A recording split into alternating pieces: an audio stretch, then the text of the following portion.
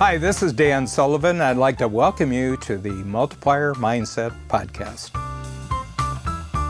Hi, everybody. It's Dan Sullivan here on Multiplier Mindset. I've got a really heartwarming transformation story here, and it's with Max Emma. And Max is proof why America was created by immigrants.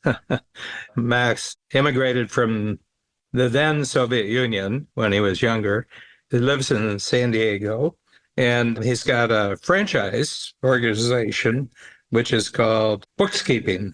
Books is B-O-O-X, keeping, and he's got franchises in the United States, but he's got them in Europe. He's got them in the Philippines. He's got franchises and team members and just giving thought about doing South America, which I encourage him to do because I think the ties between North America and South America are going to be a growth opportunity as we go forward over the next 25 years. But the thing I just marvel at in listening to Max's story is just the sheer resilience of people who are entrepreneurs. And I think that's even more so for entrepreneurs who have a immigrant background, because when you arrive in a new country like the U.S., and he had to pick up English somewhere along the line, English, important entrepreneurial skill in the United States, just his sheer desire to be independent and run his own show. And the big thing that he talks about and focuses on, and it's the central cornerstone of Strategic Coach, is unique ability. And unique ability is underneath all the other thinking tools that we have in Coach. They all are premised on a central thing, that there's something that you have that you were born with that gives you an enormous amount of energy that you're really good at. And it may take you a while to figure it out, but if you can build a business model around your unique ability, you're set for the rest of your life.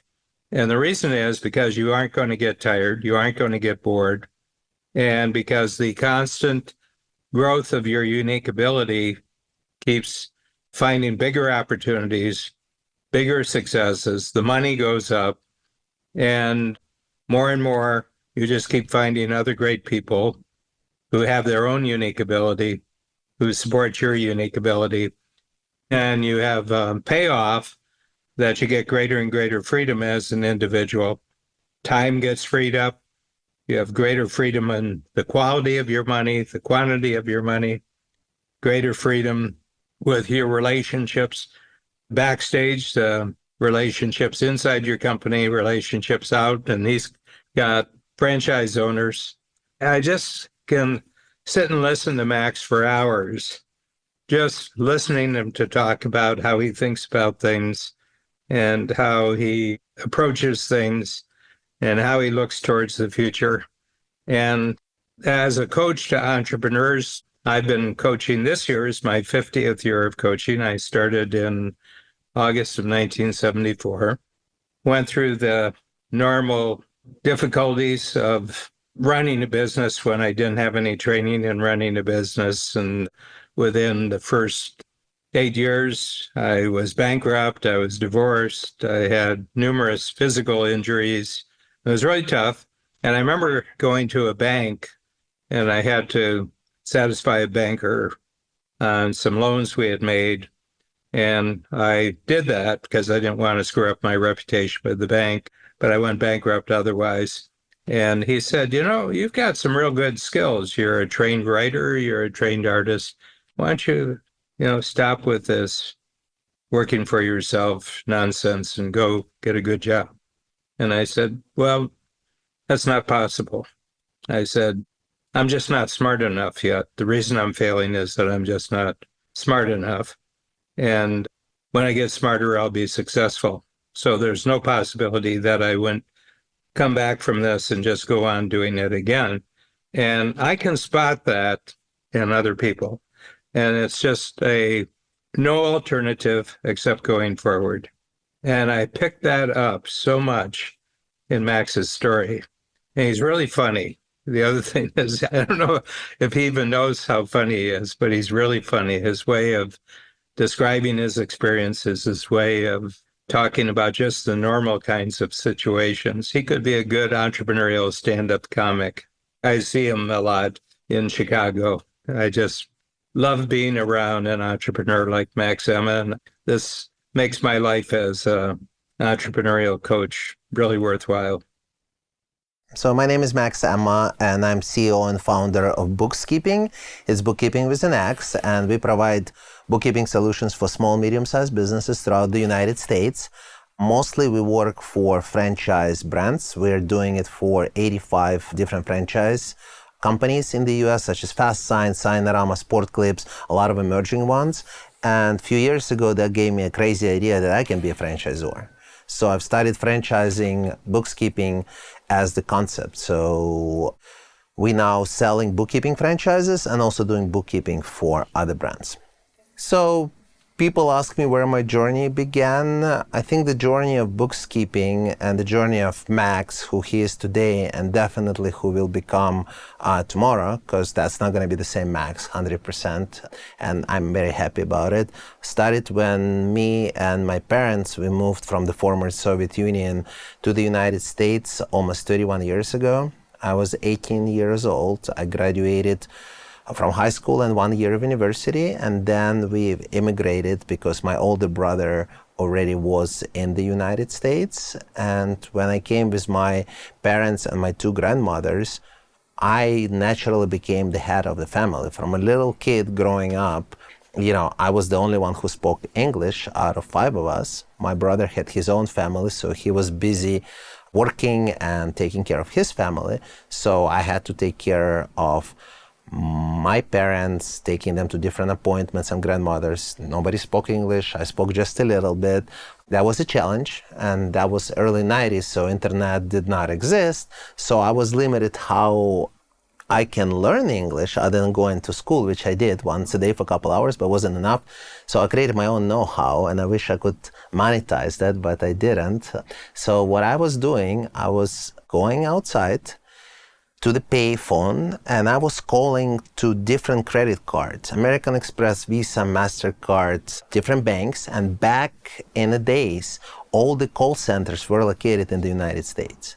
So they were forced to talk to me for 30, 40 minutes, explaining to me why I'm not qualified to get credit cards.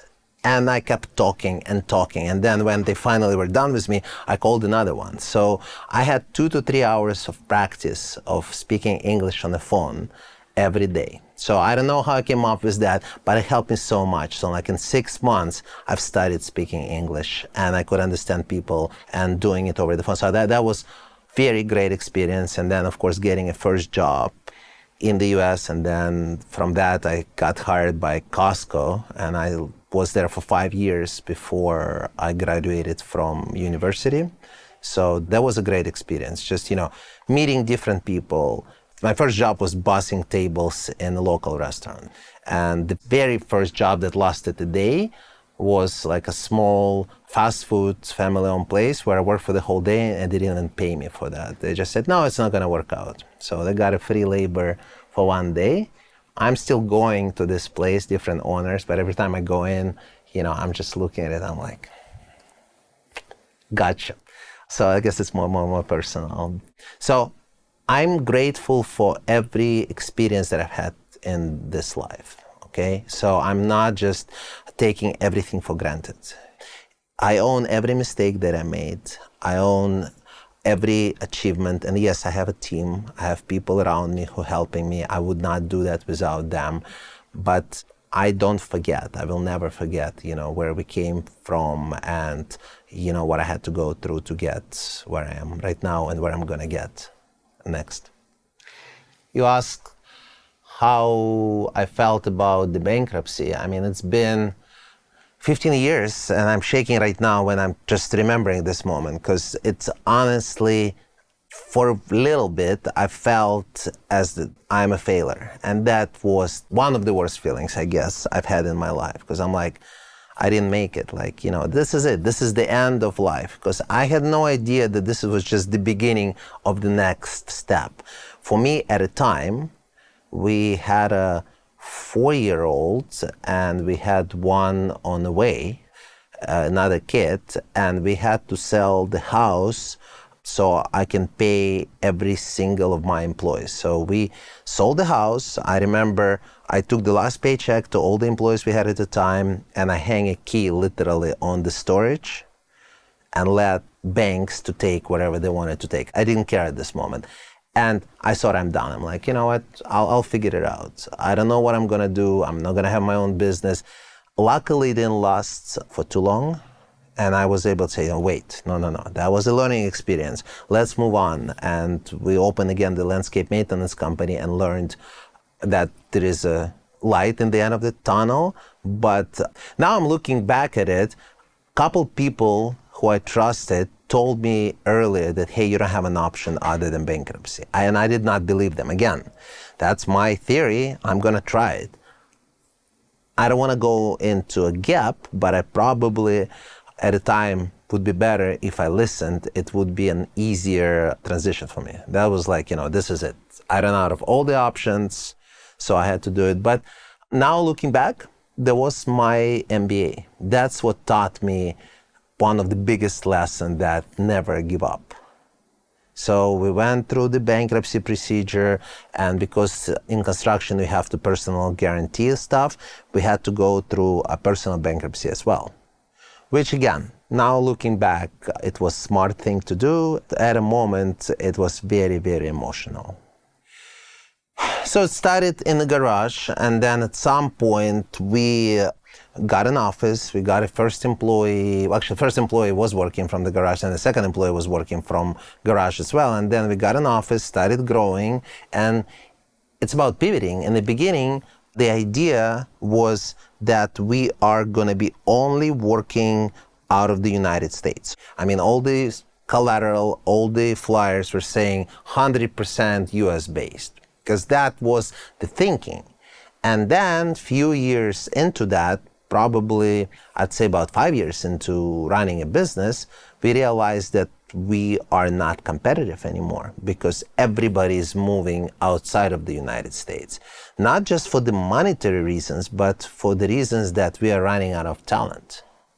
And if you talk to anybody in accounting right now, it's very, very hard. A little bit easier now, but a few years ago it was almost impossible to get anybody out of college. To the point that we were buying other bookkeeping practices. And I remember we bought one in East Bay, San Francisco, and one of the employees stayed, and we relied that she's going to be staying there and we're going to continue growing it. And then she got an offer from a big corporation, and they offered her 50% more than we were paying.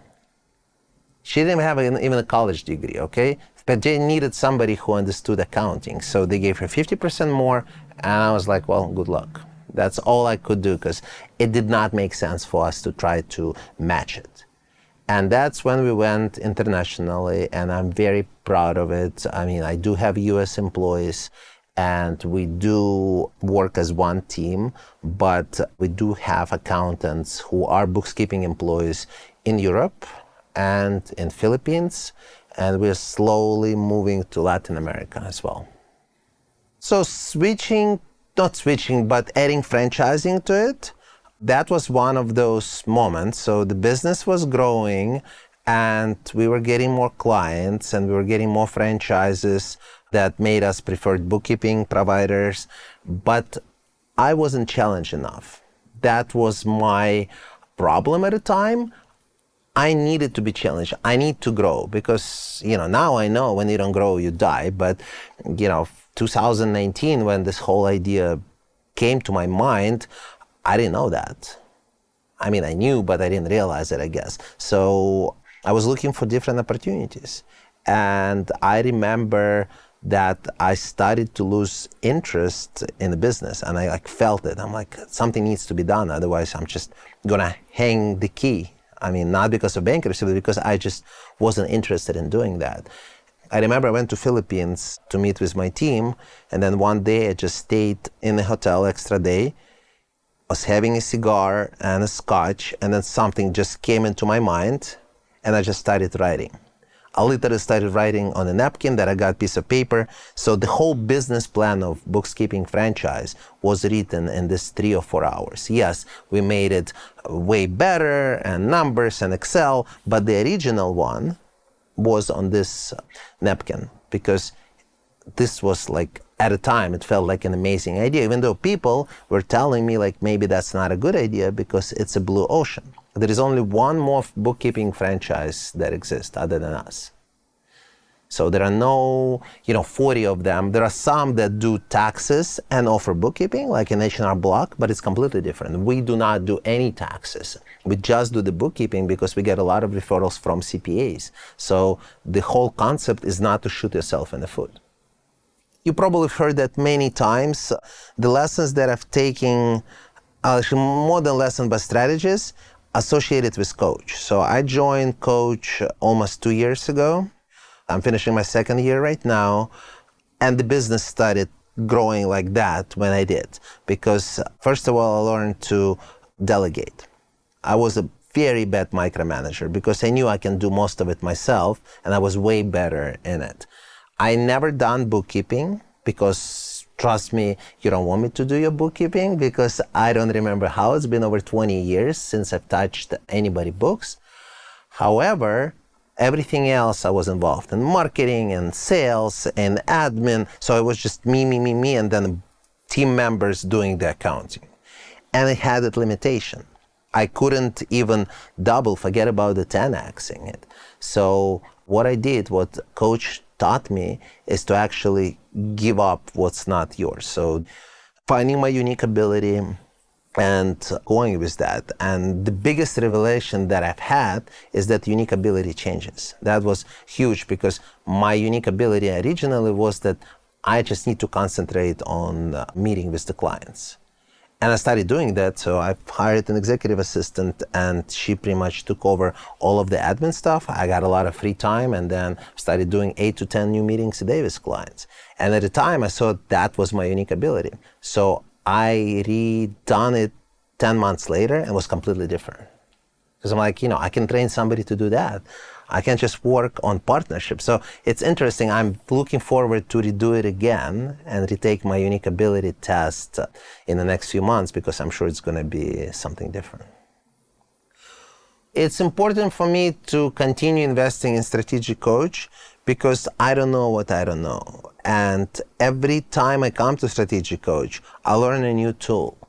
I'm not going to tell you that I'm using all of the tools that I learn, because I just don't, but some that I'm using, and entrepreneurs time system is great for me, and I actually put my entire team through Coach. So my executive assistant went through Coach, my direct reports went through Coach, even my 17-year-old son went through the Strategic Coach Edge, and that actually changed his thinking, and I could see that. I brought him to Chicago, and then we spent a few days afterwards, and it was a completely different person. So it was awesome. So definitely I'm continue learning, and I have a strategy how I go about working the coach. So I come in and I usually do 2 days of different seminars, and then I always stay 1 extra day in Chicago where I go through my entire material. Because what I was doing before, I was flying the next morning or the same night, and then the life began again. I'm like, and the folder was sitting somewhere, and maybe I remembered to look at it a week later, maybe not. Now, Friday, after I'm done with 2 days, I'm spending 4 to 5 hours staying in a hotel and looking at every line item and, taking them to my InMotion folder and learning. And then I have a debriefing with my team every time I come from Coach. And they do the same. After their session, they have a debriefing where we discuss what we learned and how we can implement it. I'm divorced, I'm not married, but my ex-wife is the co-founder of BooXkeeping, and she's still a big part of both companies, BooXkeeping Corporation and BooXkeeping franchise, because now she lives in Barcelona. She got her PhD, and she's a professor teaching accounting, and also she does executive coaching for large corporations all over the world. So now everybody who's involved with BooXkeeping, either as a franchisee or as an employee, get 1 year of executive coaching at no additional charge. And the idea of this coaching is that it takes them to the peak of their performance. And look, if they're successful, we're successful. So she is involved. I have 2 kids. One is a 13-year-old who still lives with his mom in Barcelona. And I go there every 2 months, or he's coming here, so I see him all the time. BooXkeeping now has an office in Barcelona. So it gives me a reason to also see my team when I go there. But mainly the reason I'm going is to spend time with my son and travel all over Europe. And then my almost 18-year-old lives with me. He came back because he wanted to get his last 2 years of high school in the US. They're both American kids born in the US. One of them is still going to the American school in Barcelona, so it's an English education, so they can come back anytime. But he ended up, my 17-year-old, when he came a few years ago, he ended up not going to high school. He got his GED, and he's producing beats and electronic music and sells it to rap artists and actually making money. So now he's moving to Atlanta next month. So I'm going to be an empty nester again, which is very interesting. And he's doing great. And he's the one who went through Coach Edge a few months ago. The advice I would give to someone who wants to be successful, don't try to do everything by yourself, okay? Ask for help. It's fine to ask for help. It's okay to ask for help. So the reason I got into Coach is my good friend, he used to be a client and he became a friend and a mentor, Paul Abel, who's been part of Coach forever, been telling me about it and showing me the tools and telling me, Max, you need to join. And I'm like, yeah, sure. And then, a few years later, I was just, like at the intersection, what's next? I understand I need help to get to the next level. And I remembered what Paul mentioned several times, and I reached out to him and said, hey, so now I'm ready, tell me more. So my advice would be, when somebody gives you a tool, at least look into that early. Again, I'm not going into gap. I'm happy that I'm part of Coach now. Probably the sooner you join an organization like that, and Coach in particular, the sooner you can become successful and take your company to the next level. The only thing I wanted to add, I appreciate the opportunity, and every time I get a chance to talk about bookkeeping, it just gives me different insights, and I'm sure I'm gonna journal about it tonight, which, by the way, because of Lee Brower and because of Coach, I've started journaling. I've never done it in my life, and I've only started doing it 6 months ago, and I haven't missed a single day. That's another piece of advice I have for entrepreneurs. Understand the significance of journaling, because that makes your mind to actually remember what happened in a day. And you can look back at the notes, or you just have a mental, okay, I put it on paper, so it's done. Now I can move to the next level.